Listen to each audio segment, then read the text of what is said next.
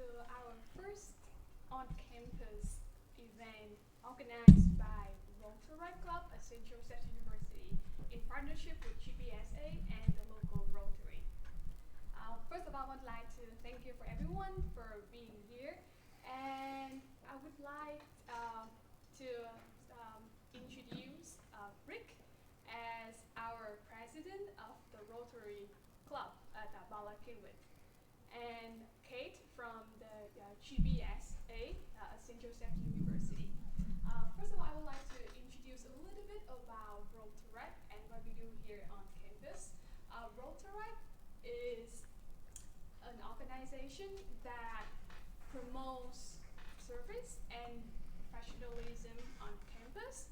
Every year, we have the duty to do two projects, at least two projects. One is international project. What we've been doing this month on campus, we've been selling bees, and we're gonna send all the revenue that we make to Uganda to support the women there. So that's the international project that we've been doing, and it's been very, very successful. What we're doing today is our local project. Besides promoting, service projects, we also try our best to educate ourselves, our friends here on campus about professionalism. And the title of the event today would be Know Your Workplace Culture.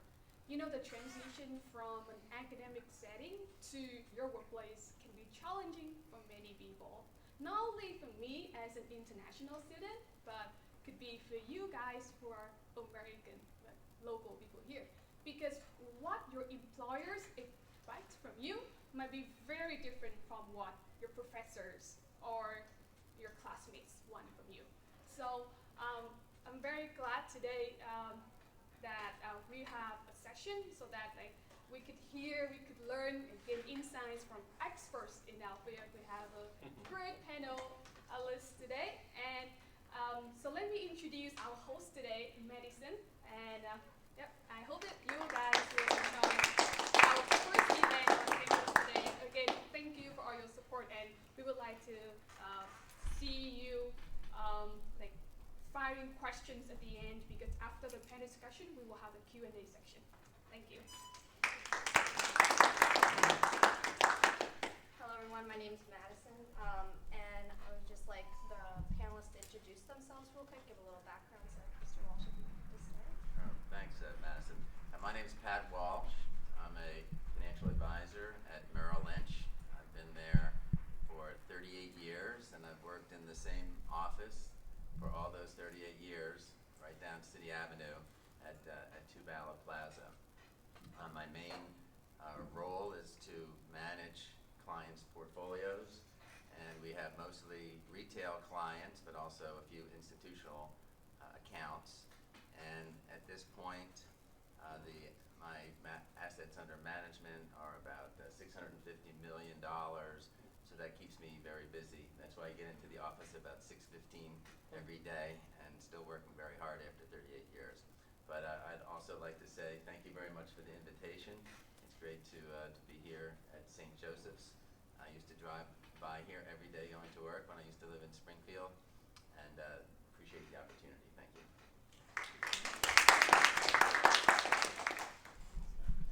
My name is Penny Hughes. I'm the branch manager at Bryn Mawr Trust. I work right up the street at the City Line Avenue office. I haven't been in the same office for 38 years, but I've been with Bryn Mawr for 10 years and 7 offices, and each office brings a different avenue, different clientele, different experiences. So my job is to do my best to satisfy each clientele from $1 to 10 million and make sure everybody's happy.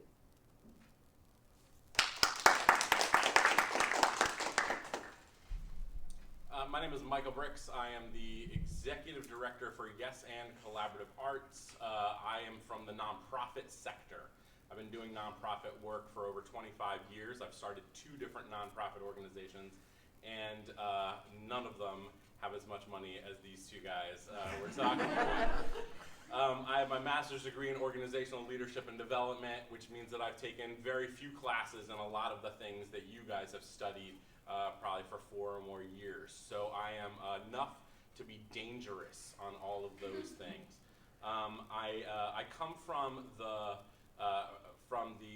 school of development in that the work that I do is primarily for others, right? The work that I see myself doing is on behalf of and for others, and so I really see myself as building cultures within the work environment to be reflective of the change that I want to see in the world. So it's cooperative work environments. They are environments where people are encouraged to succeed and to grow and to become who they are. And so I'm very interested to share maybe a different perspective on the workplace than my colleagues up here on the panel. So I'm excited to be here. Thank you so much, and thanks for having me. So how does your company, or you specifically, help entry-level people blend in with the workplace culture? Feel free to Well, I can address that first. I mean, what I've done over the years, you know, I have had the opportunity to have interns that have worked for me and with me, and that's been a really good experience for both me and for the interns. A number of my former interns have gone on for careers in the industry. One of them is a portfolio manager at a mutual fund. Another one worked up at the bond trading desk up at Merrill Lynch in New York. And those are the success stories, but I would also say that even if you don't wind up working for the company where you interned, it can be valuable because you find out what it is you like and maybe what it is that you don't like. I mean, I had a intern that worked for me, and she was wonderful. Anything I could have asked for in terms of the work environment, she did. And at the end of the experience, I said, let's say, Serena, he said, well, tell me, what did you think about your intern experience? What do you think you learned? And she said, you know what the most important thing that I learned? I don't want to be a retail broker. But that's important because sometimes you know what you like and you know what you don't like. But let me just add, we are in a highly regulated environment now. The regulation is just intense. So the powers that be now feel that people that I know personally or relatives of my clients, because typically that's where I would get my interns. They were children of clients, and it worked out very well because I could endear myself to my clients. I could help their children. It was very a synergistic experience.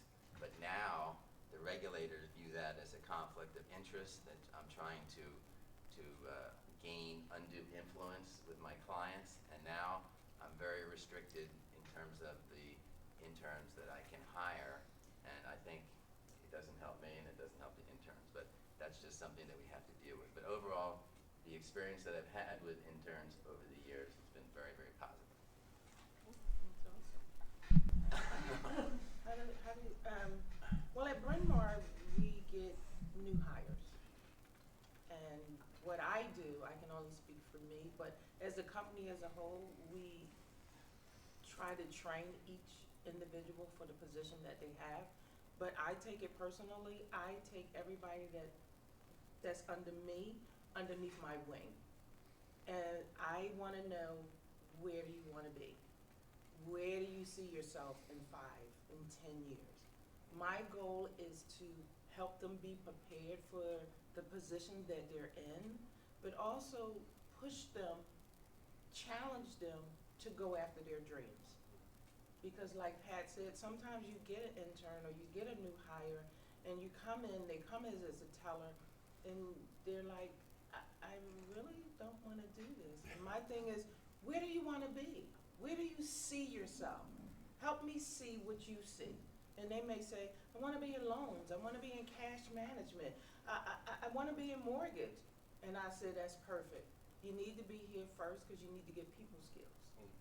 You need to learn how to talk to people. You need to learn how to listen to people, understand their needs, just like I'm doing with you. So if they want to be in loans, if they want to be in mortgage, they don't want to be in the retail, my goal is to push them and get them involved with the mortgage person, get them involved with the loan person. It's all about grooming people to be the best that they can be. I may have somebody that I'll be like, oh my God, please don't leave me. You're the best assistant manager that I've ever had. But then they'll go, I want to do mortgage. It is my due diligence to get that person into mortgage. Even if they say I don't like it, then I always say, I accept U-turns. Just come on back. But that's my goal, is to prepare you for the workplace, but also to prepare you for life. If you can find, all right. So like I was saying, if you can get under someone like Penny, you want that, right? You want someone who believes in you as a person and who wants to see you succeed and grow. But I would take it a step further too and say, go above that and find out what the culture of the workplace is for folks who are entry, right? It might just be that you get lucky and you get someone like Penny that cares about you. But if you're able to, and you're able to take the time and research the company that you want to go into, you'll really start to see the culture of the workplace, and you'll get to see what's happening in there, and you'll see if the people that are in charge do actually care about the people that are underneath them. That doesn't mean that if you get in a bad work circumstance or someone that doesn't care for you individually, that you won't be able to grow and thrive. You'll be fine, but you'll benefit greatly from someone who does take that personal interest. In the nonprofit sector, and specifically in the field that I'm in, we work with kids. We do arts empowerment stuff. So we work with kids. Our goal is to create citizen artists, right? We want to change the world by getting involved in kids' lives who don't have chances other places, right? We want to do that work. And so when I'm getting someone who hasn't worked for us before, the thing that I'm interested in is I'm interested in their passion for that work.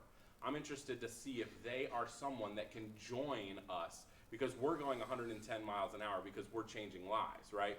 So what I want to see when you come in and you interview with me or you interview with my program director, I want to see if you can jump on board and be on board. And the only way that you can do that is to show me that you're passionate about the things that we're passionate about. And I think that skill translates, right? That skill translates. It's not just true in the nonprofit world. It's not just true in organizations that are under $1 million operating budget. It's true for other organizations as well, right? You want to show the people that you are passionate about the work that they're doing, right? That's the only way that you're going to stand out. It's the only way that you're going to show that you're going to be an asset to that company. And so in our organization, one of the things that we do initially is really make sure that when we bring people in, that they're steeped in our culture. Our seasonal employees, of which we have the most, right? So we'll hire I work with a lot of young people because they come right out of college or they're still in college and they're looking for a summer job. I hire a ton of seasonal employees. Even my seasonal employees need to go through 30 hours of training with me before I'll let them work with kids. And some of that's state regulated, you have to know how to, do the Heimlich maneuver and stuff like that, But a lot of it is making sure that you understand the culture that we are steeped in, because we are working with kids and we want to change their lives, and we have a specific way that we're doing it. And so we're going to train you to do it well. We're going to come alongside you, and what we do in the educational world is called scaffolding, right? We're going to scaffold alongside of you to make sure that you have those skills, and we'll come alongside, and there's plenty of room for mistakes and forgiveness, but you want to make sure that people are coming in and understand the value that they bring to the organization, but also the way that they're going to help us fulfill our mission. How does your organization help entry-level people face challenges and identify their strengths?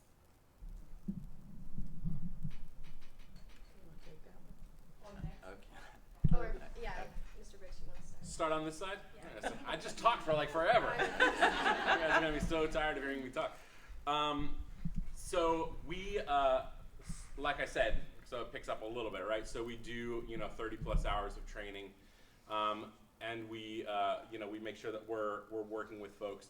And I think that when you're in kind of a small nonprofit world, one of the things that you can do is you can create an atmosphere that is like a family almost. Like that's one of the things that we like to create, is like this feeling like a family.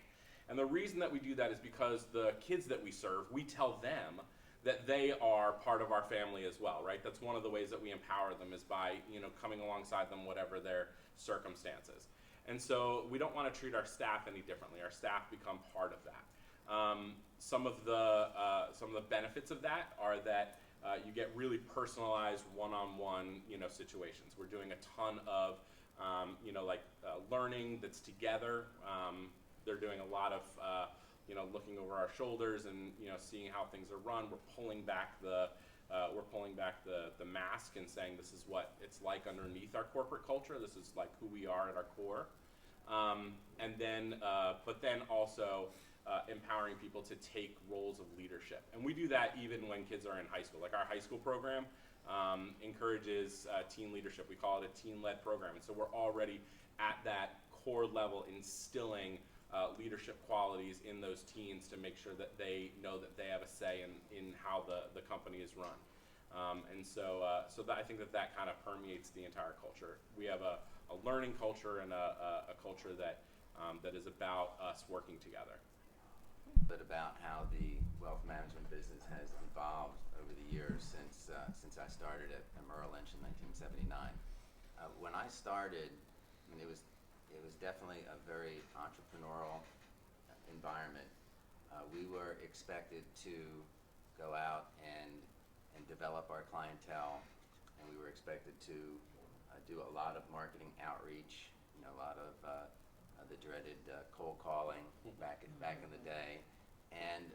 But I will say that back in those days, we had interest rates were up in double digits. I remember distinctly there were times that I could call my clients, who were few at that time, or prospects, and offer them very highly rated municipal bonds at 12, 13, 14% tax exempt. We could offer certificates of deposit at 15, 16, 17%. Those days, the rates at that time, of course, they're just unheard of now.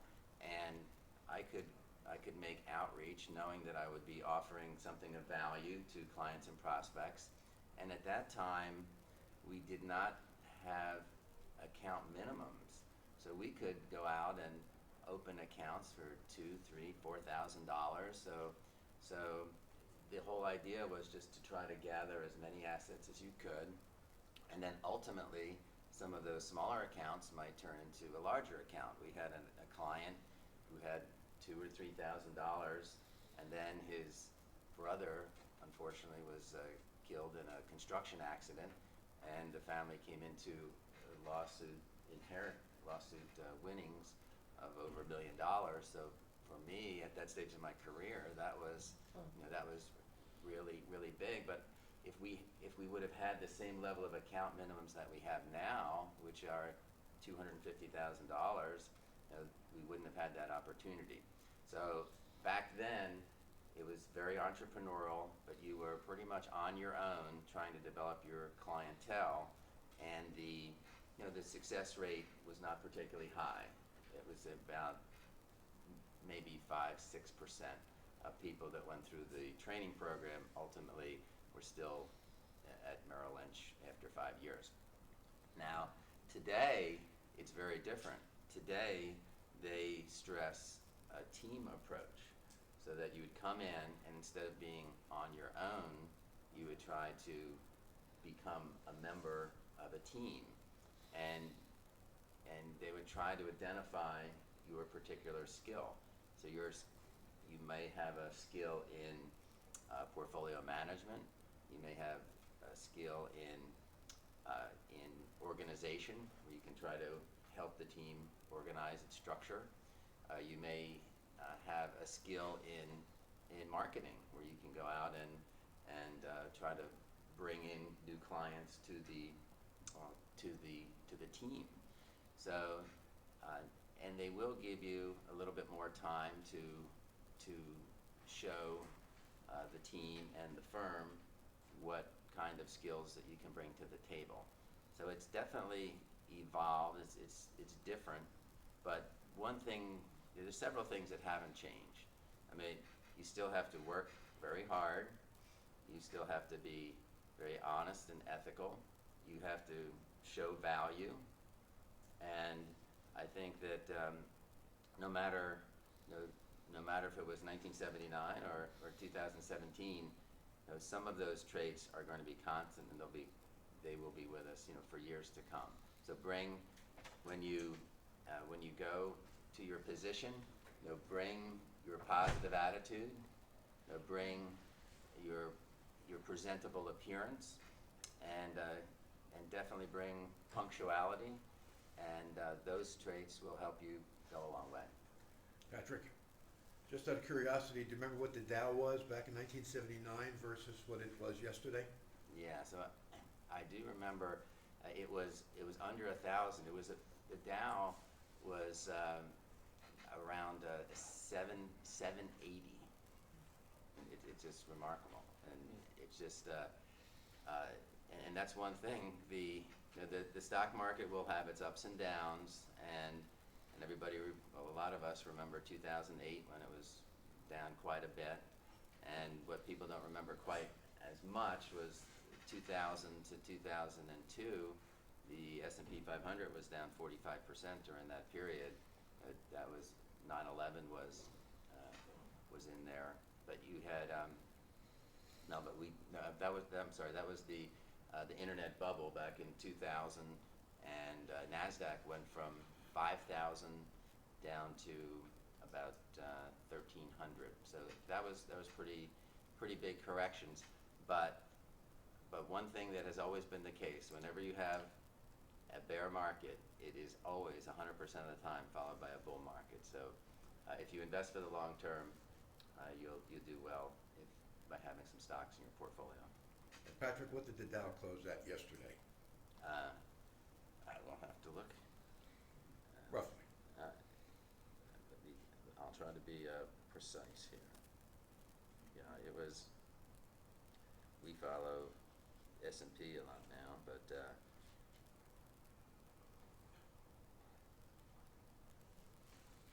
let's take a look here.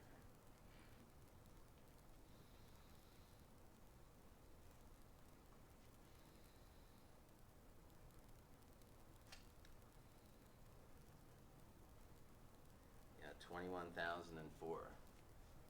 Drove 21, thank you. So that's a lot, up quite a bit from 780. Entry level, is that it? All the way back to the question. At Bryn Mawr is very simple. As a whole, we do role play. I love doing role play. So it makes you feel comfortable. Role play, I give it to you as the nice client, to the disgruntled client, to the nasty client. And it goes back to life, because you run into all these people no matter where you're at. My job is to get you to prepare to not take it personal. In work, you can't take it personal. Business is business. You are here to satisfy or do your best to help this client. Because after they leave, somebody else is at your desk. So you have to let it roll off.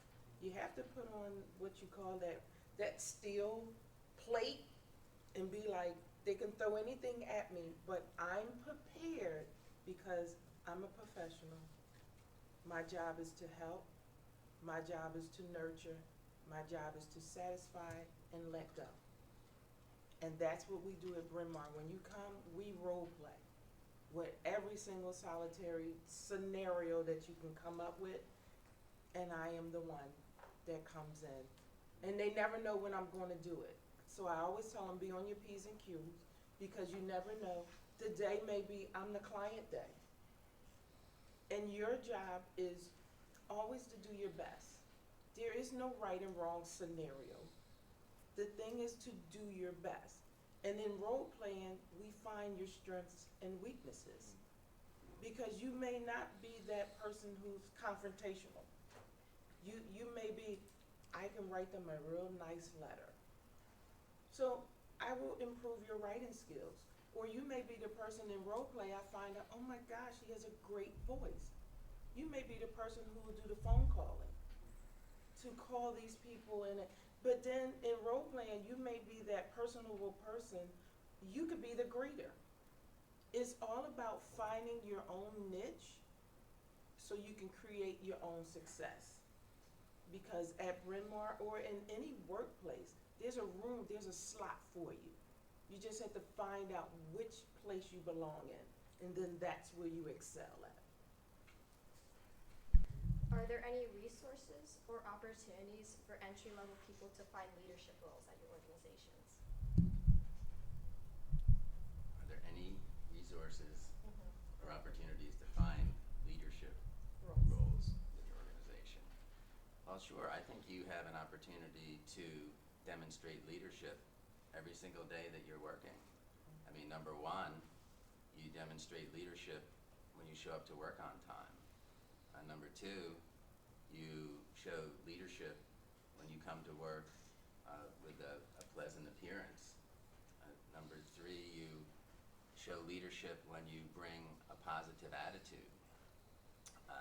This is an aside, but I was always intrigued by the comment that people make, and I'm interested to see if anybody here has ever said that. Does anybody ever say, just my luck? Has anybody ever said that? Sure. Okay. I mean, I hear that a lot. Just my luck. Now, you'd have to say, well, just my luck compared to what? Compared to the average? I mean, basically, if you're saying just my luck, the suggestion is that you're saying that you have more bad luck than the average person. But I may talk to 10 different people, and 8 of them might have said, just my luck. And what they really don't understand, or what I think is more accurate, is that that's just the way life is. Life is sometimes you have things happen to you that you don't deserve, but other things you have happen to you that maybe you don't deserve in a good way. Now, all of you here, I mean, you're at a wonderful university, and you're educating yourself, and you're being educated by great professors. I mean, how about this? How about you were born at a time, and you live in a country, when you think about one of the greatest countries in the history of civilization, you happen to be born at a time where you have an opportunity to live here, you have an opportunity to go to a great university, you have certain luxuries that maybe kings didn't have 300 years ago. So yes, just my luck, maybe just my luck that you have great opportunity here. So I think if you bring that positive attitude, and not just a phony, fake positive attitude, but a positive attitude, because you go to a great organization like Bryn Mawr Trust or Merrill Lynch, then you do have a great opportunity, and it is just your luck. So I would say remember an acronym, CTC. That's control the controllable. There's certain things in your life that are out of your control, and you just try not to dwell on them. But you can control punctuality, attitude, appearance. I'll just give one small anecdote. We were going through the worst time in my career at Merrill Lynch. The most stressful time was the 2008 financial crisis. And I've been at Merrill Lynch now 38 years, as I mentioned, and I had no interest in leaving. And we get outreach all the time from other firms that would love us to consider going to them and bringing clientele, but I'm very loyal for a variety of reasons. So I never would consider leaving. So after the fall and the markets were in great turmoil and Merrill Lynch had made some bad decisions at the corporate executive level and they made the firm vulnerable to a takeover, then Bank of America came in and took over Merrill Lynch, bought out Merrill Lynch. Now, I had no intention of leaving, but in order to make sure that their investment in Merrill Lynch would be worthwhile, they offered certain packages to their employees, to their advisors like me, to stay. And they were, by most people's standards, they were good packages. So that's something that came along my way that I really didn't deserve per se, but it came my way. And maybe in your lives, you've had similar experiences where you've had opportunities that maybe you didn't particularly earn per se, but they came your way. So believe me, a lot of those opportunities will offset many of the negative events that happen into your life that cause some people to say, just my luck. So look at the total picture. He wants me to repeat the question. Yes. I'm like, what is, Okay. It had something to do with luck, I forget it. Are there any resources or opportunities for entry-level people to find leadership roles? oh, okay. Resources and opportunities at Bryn Mawr Trust. My thing to you is that you are the resource. Before you apply anywhere, you should do your due diligence about the company. You should never go by a name because a name could be deceiving. You should research, take it, because this is where you want to expose your talents to. So you should research the company and see, is this where my talent is really going to grow? Then once you do the research, then look at yourself and say, what kind of leader, what kind of employee am I going to be, and what am I looking for? What are you looking for in a manager? What are you looking for in a boss? So if you're on time, if you're professional, if you're courteous, that's what you're going to seek out in a company, and you're going to seek out in a manager. Because what you're bringing to the table is what you expect to see. You expect to see somebody powerful. You expect to see somebody that's intelligent. You expect to be a part of something that's forever growing. So never sell yourself short. You are the resource. You do your homework first. And then when you go to the interview, when you go, you ask these questions. What is the ratio of your employees being late? How do you present yourself? Do you dress professional? Is it casual? Where do you see this company going in 5 and 10 years? These are the questions.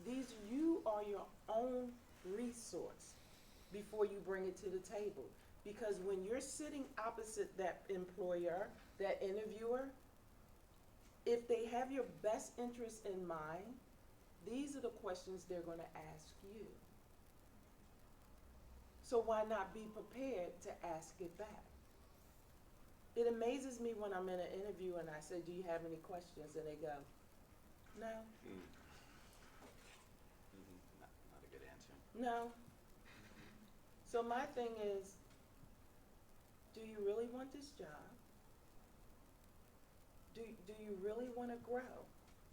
Because when you come in full force and you know who you are, and you know that you have flaws, and you know that you can be worked with, then you bring it to the table. I'm not prepared to do this job. When I interviewed, I said, you know what? I know that you probably will interview 20 other people that are more qualified for this position. But what I can tell you is about me. I will give you my all in all. What I don't know, I'm willing to learn. What you need me to do, I'll do it, and I won't ask you, why am I doing begrudgingly? Because I know what you're asking me to do is to enhance this company, and if the company's growing, then I'm growing. So when you go into any workplace, when you go into any relationship, bring you. You are your own resource, and take pride in it. Good answer. The question is about entry-level leadership and opportunities for leadership in our organization, and waffling a little on how to answer, because if you do like Penny just said and you bring your whole self, if you're a dynamic person who I want to invest in, you're going to have leadership in day one. And if you're not, then it's going to be hard for you to find leadership opportunities in our organization. I want to also just, both of my colleagues have talked about dress, and I want to make sure that I highlight also the idea of knowing the workplace culture before you decide on what you're going to dress, even for your interview, right? Knowing what the workplace culture is. We work with kids and artists, and so we expect the folks that we hire to come dressed ready to move, right? So if they came in a suit and a tie, it would be hard. It's kind of like that episode of Modern Family that just happened this past week when they showed up at the wedding and they were like completely dressed in 20s gear. Did you guys see this one, right? And they were like in these like costumes. The idea is that they were out of place. They weren't right? They weren't in the right thing. If you showed up dressed for me for your first day of work the same way that you would dress up for these folks on your first day of work, I'd probably make you go home and change, right? Because you're not ready to play with paint with kids, right? Or whatever it is that I have you do. So make sure that when you're showing up dressed appropriately, that you're actually dressed appropriately, which means you know what that workplace culture is. I think for me, the idea about if you want to have leadership opportunities given to you, right, then you have to do something that in the theater world we train for all the time, and that's called taking a risk, right? You need to make sure that what you're doing in training, we do this activity where we have everyone line up on one side of a big room, and on the other side of the room, we put down a pillow on the floor. Then we ask everyone to line up, to close their eyes, and one at a time, we ask them to run as fast as they can across the room and stop when they feel like it's unsafe. And the goal is for them to get to that pillow. And 90% of them won't get halfway across the room because it is risky to close your eyes and run as fast as you can across the room. But when we're watching folks intersect with that activity, when we're watching folks close their eyes, look at a pillow, before they close their eyes, know where they have to go, close their eyes, and then run across a room, I learn a ton about what that person is willing to do and not do. And it doesn't necessarily mean that the closer you get to the pillow, the better worker you're going to be. It just says a little bit about who you are. Also, there's been times that we've had folks that are extremely eager and have run completely past the pillow, and we've had to, catch them before they run full force into a wall. There are those people as well, right? But there is an element of risk that you need to take if you want leadership bestowed or given to you, right? It's risky to say, yes, I can take on doing that spreadsheet. Yes, I can take on having that hard kid in my back pocket this week. Yes, I will make sure. One of the times we were doing hiring, we did it in a hiring pool. So we did it was mostly like an audition because we come from the creative and performing arts, so a lot of the people we hire are used to that sort of audition process. So we had kind of an audition process. So there was 25 people in the room. We make them go through a 2-hour workshop, and at the end of the time, we say, thank you so much. We'll talk about it. We'll get back to you if we have any other questions. Of course, we have their resumes. We have their headshots. One time there was a woman there who had her master's degree in theater. She had it from Temple University. Wonderful woman. She went on to found the Shakespeare in Clark Park Festival. Have you guys ever seen Shakespeare in Clark Park? The woman who I'm always kick myself for this because she's a wonderful person, like, and a great colleague that I work with. But she auditioned for us, and we did not hire her. The person that we hired instead of her was someone who was a writer, an English writer. Didn't have any theater background or very limited theater background.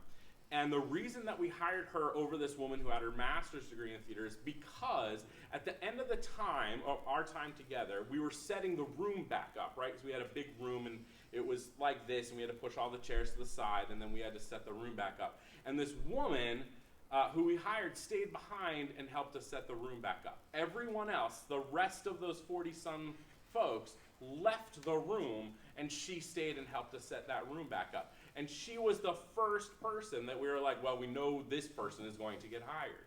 The only reason we did that is because she risked putting herself out there and saying, I'm going to be a part of this. I'm going to be a part of this organization even before I get hired, right?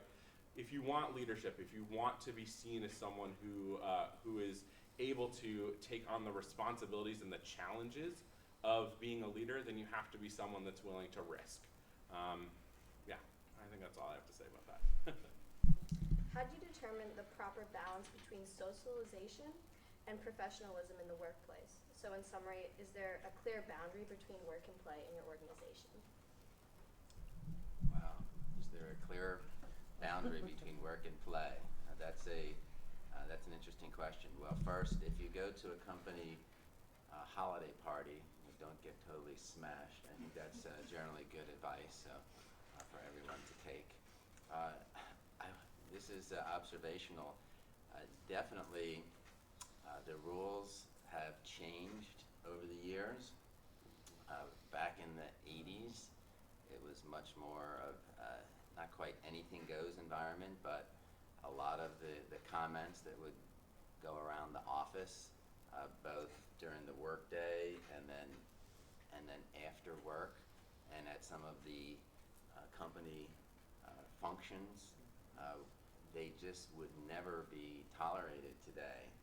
And I think that something happened in the last week and also in the last 6 months that I think is very illustrative of the point. I mean, Bill O'Reilly was a powerhouse in cable news. I mean, he would bring in $200 million a year in ad revenue for his show. He dominated cable news, and and as everybody or most people probably know, there are allegations of sexual misconduct. And I was wondering, he's the most powerful person on cable TV. Is he going to survive this? And I thought he would, but sure enough, he was let go. And the founder of Fox News, Roger Ailes, previously, he was let go.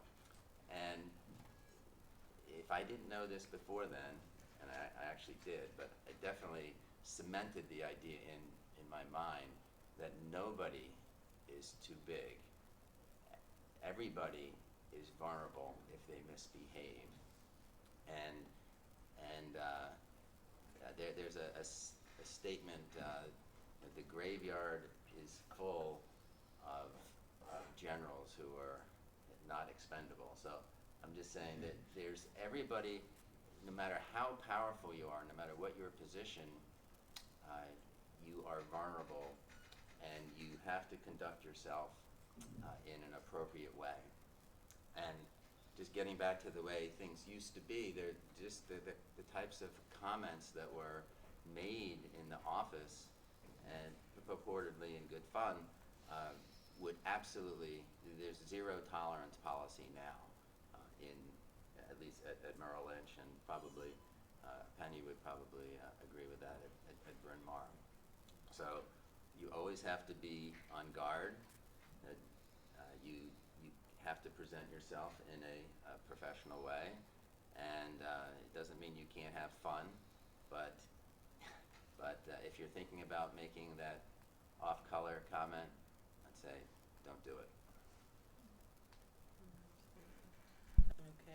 The question was about A boundary between work and play. the boundaries between work and play. That's a very slippery slope. My suggestion, and what I tell everybody that's around me, know your audience.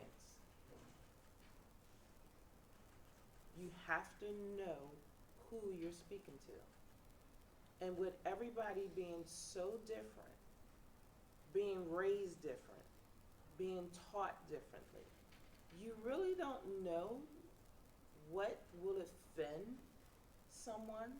Something you can say simply to someone now can be very offensive to someone else. My thing is, you always got to put yourself in a position. I always tell my staff, visualize your favorite person, the one person that you ultimately respect, no matter what. You'll move mountains for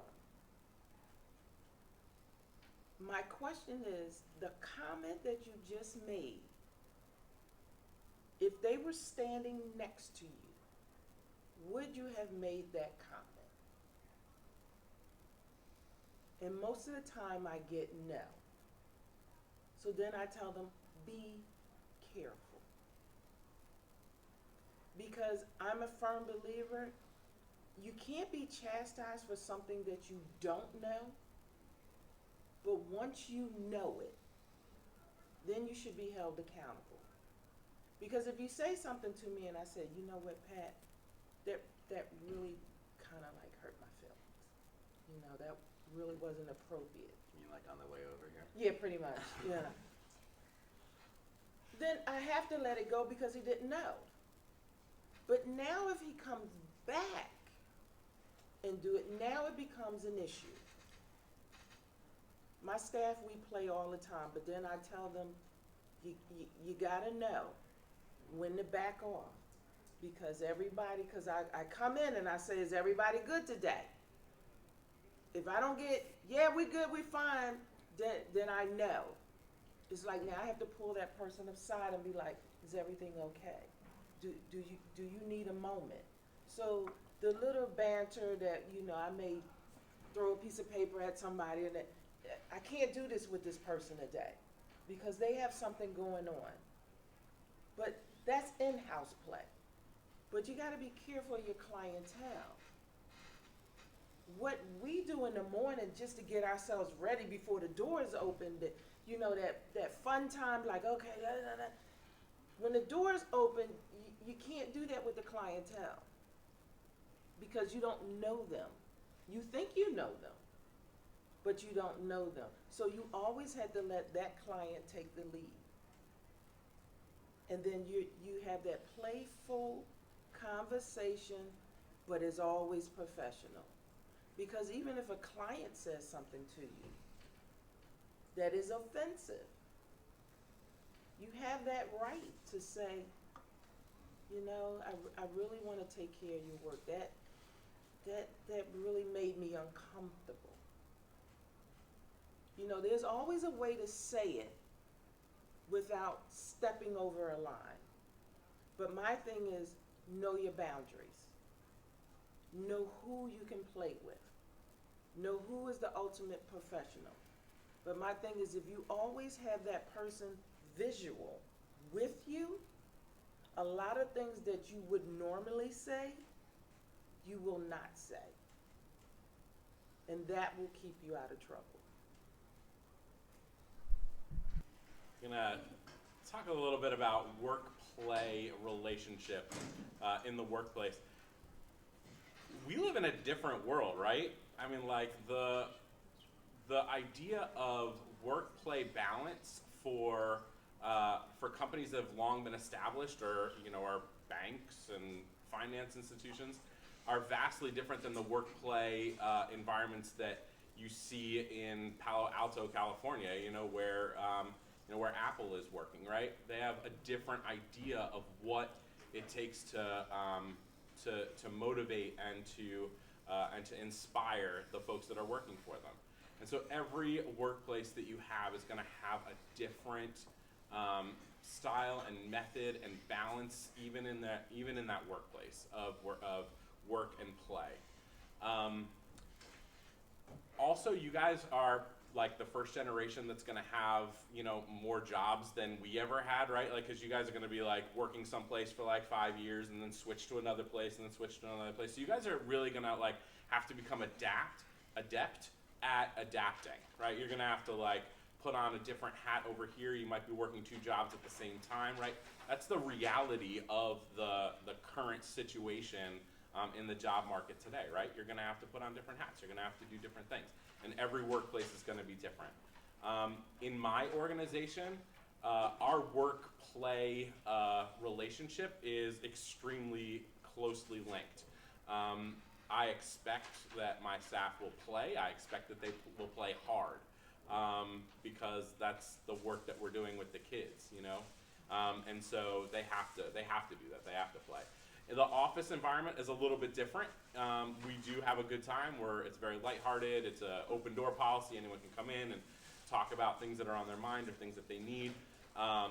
But even in that, it's lighthearted. It's fun, but we need to get things done. And then we also we have clients. It's a different model for us. Like we have clients and people like we have the kids who we work with, but we also have their families, right? That we have to serve, right? Their families are sending their kids to our programming in order to get something out of that. And so we have to know how to be professional when it is time to be professional, right? I don't usually wear a tie. It's not our office culture. I knew I was coming here to talk to you all today. I put on a tie. I'm an actor. I'm trained. I know how to put a costume on, right? I know what I'm doing. But that's kind of the work that you guys are going to have to be doing too. You're going to have to know what it is, and then you're going to have to try to adapt into it. And the best thing that you can find is something that speaks to your own personal life, work, play balance, right? Maybe you're the type of person that loves to water ski and you have an opportunity to do that 4 times a year and that's your outlet and that's what you need to play. Great, you could do that. And then when you go into your job, you can be as professional as you need to be. And some people, they need to find a work-play environment where the work that they're doing needs to be stimulating enough that it can be that play, that can be that thing that you are, that you're excited about, that's hitting you in all those cylinders. And so I think that's kind of the thing where, I'm not a millennial, I'm a Gen Xer, and us Gen Xers, we're still part of that community of people who we're gonna make more than our folks did, right? But you guys aren't. You guys are in that first generation that's not. And so everything looks different. And so you have to be willing to bend and to become what this new workplace is gonna look like. And I'm sure you've all had classes and lectures on the new economy and what that's gonna look like. So I don't need to go into it, but just wanted to at least say that there is a difference. That is all we have time for. So I would just like to thank the panelists for taking time out of their schedules to come share their insights with us. It was really interesting to hear all the different viewpoints, and you guys had a lot of good answers and really helpful information for us, so I wanted to thank you for that. And thank the audience for coming and taking time to listen to the panelists. Hopefully you know a little bit more about workplace culture and the do's and don'ts of an organization. So we do have refreshments in the back. Please feel free to mingle and have a good rest of your day. Thank you. Okay. How is everyone? I mean, so we work and live in Germantown, which is just northwest of the city, and it's there's a ton of development that's happening right now. There's an investment in Ken Weinstein, who's buying up a ton of properties and renovating and fixing things up. And there's some really good, investment properties and stuff available in that neighborhood right now. A lot of the interns. Yeah, absolutely. I need to make sure everyone. You need to make sure. Yep. How you doing? Hi, Michael. Keisha? Keisha? Teaching the kids? Me? I don't, but other people in our organization do. So that we can best serve. So there's a faculty member here, John Woodley. He's Korean, and he has his American citizen, but he went through all this. He's a great guy, and he's fun and everything. He's a nice person, but I would love to share like I said, we're trying to get together with this and make it a coordinated response for the students. In November, that